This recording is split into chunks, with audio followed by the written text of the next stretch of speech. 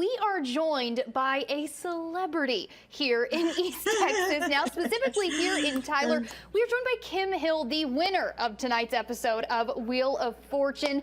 I mean, I am in the presence of the smartest person in the room right now. How are you doing tonight? Are you riding on a high?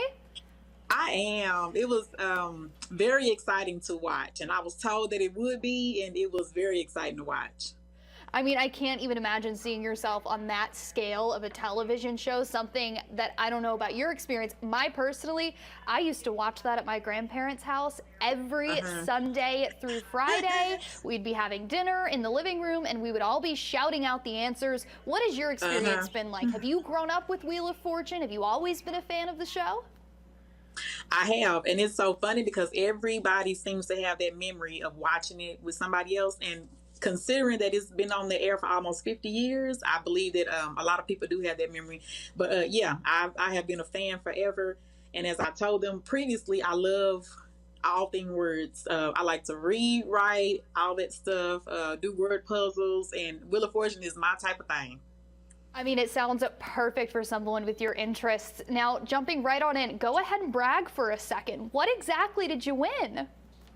I won $17,700 and then a trip to St. Lucia valued at $9,000. Oh my goodness. Now, part of that prize money, you said before you went on the show, is that all of the winnings that you received were going to go towards a self-published book. Do you have an idea of what you're thinking of writing and publishing?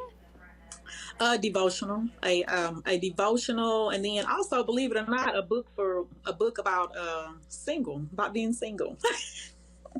So that's gonna be good. I mean, it sounds amazing, and especially with the amount of self-published books and memoirs and novels and devotionals that are coming out these days that are really making top charts. I mean, anyone can become an author or a writer, whatever you want to call yourself these days. Now, I want to jump right on in. You are a nurse currently in Tyler. Do you mind if I ask, how long have you been a nurse?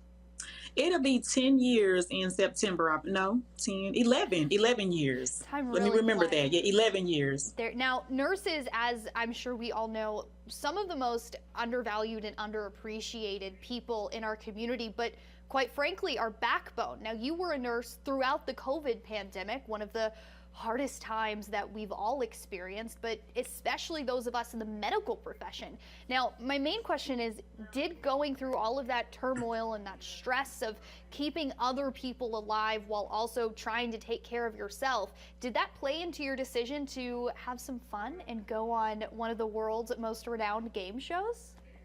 Well, actually, just to be honest, I wasn't around patients as much as some people were, but just as far as going on the game show, to me it's like a now or never thing. Like, if you're either going to do something now or you're just going to keep talking about it and never do it. And I believe all people, especially nurses, take the time out and do something fun for yourself. You take care of other people, do something, specifically for yourself, and don't feel guilty about it. I think that's an amazing thing to take away. Don't feel guilty for having some fun for yourself and doing something for your own benefit. That's amazing. Now, I know it's something that quite a few of us struggle with, is putting ourselves first. Now, my next question is, can you walk me through what the experience was like being announced as the winner while you were recording? Because we all see it happen and it looks like so much fun, but none of us get to actually experience it. How was that for you? Just as what you said, I've seen it happen many times when somebody just all of a sudden just make their comeback. And when it was, I really didn't even, I knew I solved that puzzle, but I really did not know that I had won until he said it. And then off to the left, there's a scoreboard, but I really wasn't paying the scoreboard any attention. But when he said, I was just like, what? But it was exciting because my Owen and I, people kept saying, oh, Owen and I were actually up there high-fiving each other and cheering each other on. They don't show that part, but we had a great time. We had a blast. We really did. Now that puts me right back into my next question. What behind-the-scenes moments? I know we interviewed you with Devin Shea earlier this week, but we weren't able to talk about any of the behind-the-scenes stuff or anything like that. So can you give me a little bit of a look at what the process was like, filming, winning, all of that sort of thing? Well, I've told several people I was aware of the fact that it's a show, it's a production. So I felt almost like I was an actor in a sense, like you had to get this right for the show. And while I was watching, I noticed that some parts had been edited out, but you have to practice. We have to practice spinning the wheel. You got to practice clapping. You have to practice. We practice pronunciating. We practice some of everything. So it's not just, oh, I'm gonna go spin the wheel, call a letter, and win some money. No, you're gonna get this show right. You're gonna make Pat and Vanna look good. You gotta make them look good. It's hard to not make Vanna look good in all of the dresses that she walks out in every single week. She was, yes. I remember watching her as a child thinking she was the most gorgeous fashion icon Vanna I'd ever White. seen in my life. Now, she is. Clapping. You had to be taught how to clap. Can you give us the proper way to clap on Wheel of Fortune? Well, there's a mic right here, so you don't want to, do that. And then when they come out, you follow them. When Pat and Vanna come out, you follow. And that was really exciting because they actually had a fake Pat and Vanna, so we practiced with them. So that was interesting. It really was. Did you have to call the fake Pat and Vanna? No, we didn't. But there was a lady. She was pushing, because we did a before our episode aired, or our game. We did our game. We actually did like a practice puzzle to make sure we could call loud enough, to make sure that we knew the basic rules and stuff like that. And they give you tips. I will tell y'all that they give you tips on how to play the game. Now, tips on you shouldn't do a lot of Z's. Don't ask for a lot of Z's because those are hardly ever in there. Well, I know one thing that people have an issue with, and I used to have an issue till I got there.